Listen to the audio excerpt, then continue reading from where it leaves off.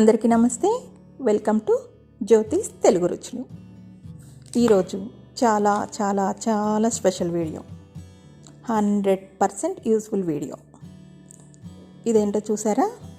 మీకు ఎవరికైనా తెలుసా? తెలిస్తే నాకు కామెంట్ చేయండి. ఇది బ్రింగ్ రాజ్, దీన్ని గుంట గలగరాకు అంటారు. ఇది ఎక్కడ దొరికిద్దంటే పొలాల గట్టు మీద, పొలాలలో దొరికిద్ది, పల్లెటూర్లలో. ఈ ఆకును ఎలా గుర్తుపట్టాలంటే చూసారా, ఈ పైన పువ్వు ఇలా వస్తుంది. ఈ ఆకును నలిపితే ఇలా మన హ్యాండ్ కొంచెం ఒక 2 minutesకి బ్లాక్ కలర్లో అవుతుంది. నలిపినప్పుడు గ్రీన్గా ఉంటుంది, కానీ తర్వాత బ్లాక్ కలర్ అవుతుంది. అలా బ్లాక్ కలర్ అయినప్పుడు ఇది గుంట గలగరాకు. దీన్ని ఈజీగా గుర్తుపట్టచ్చు.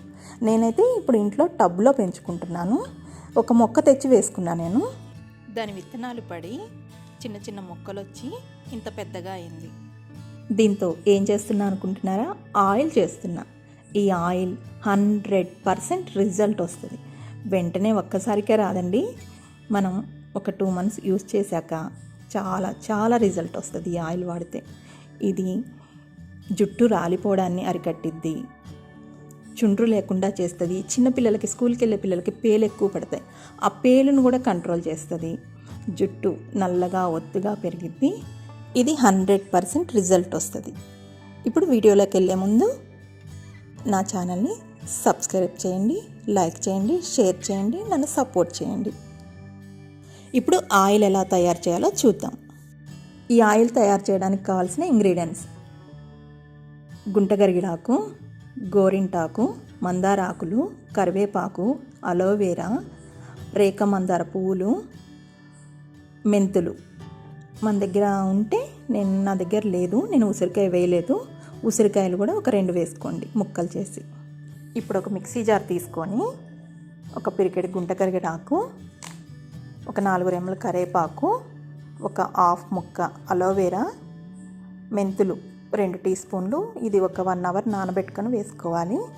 మందార ఆకులు ఒక 10, మందార పువ్వులు ఒక 10, గోరింటాకు ఒక పిరికెడు. ఇవన్నీ వేసుకొని మిక్సీ పట్టుకోవాలి.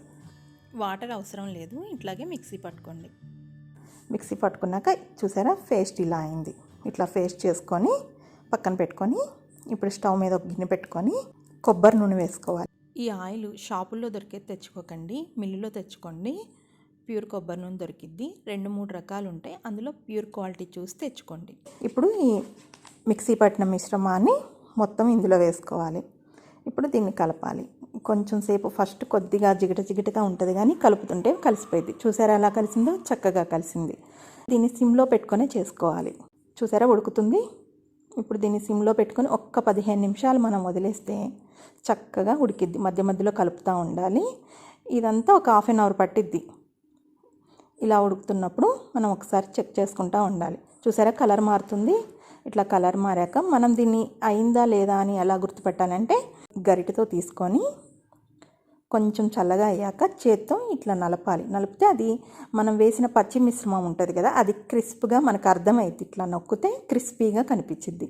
అప్పుడు స్టవ్ ఆఫ్ చేసుకొని చల్లగా అయ్యాక మనం స్టోర్ చేసుకోవచ్చు. ఇది ఎన్ని రోజులైనా నిలవ ఉంటుంది.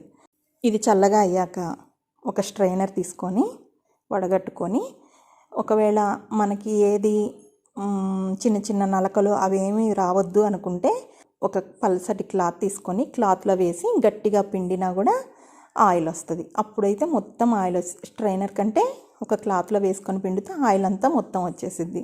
ఈ ఆయిల్ని మనం ఒక బాటిల్లో స్టోర్ చేసుకుంటే ఎన్ని రోజులైనా నిలవ ఉంటుంది. ఇదేం చెడిపోదు, పాడైపోదు. ఈ ఆయిల్ నిలవ ఉంటుంది. కానీ మనం కాచుకునేటప్పుడు మటుకు ఖచ్చితంగా ఆకు క్రిస్ప్గా అవ్వాలి. క్రిస్పీగా అవుతేనే ఆయిల్ మంచి బ్లాక్ కలర్లోకి వస్తుంది. అప్పుడే ఆయిల్ కరెక్ట్గా తయారైనట్టు. ఈ ఆయిల్ ఖచ్చితంగా రిజల్ట్ వస్తుంది. వాడండి, చేసుకొని వాడండి. నచ్చిందా? నచ్చితే లైక్ చేయండి, షేర్ చేయండి, సబ్స్క్రైబ్ చేయండి, నన్ను సపోర్ట్ చేయండి.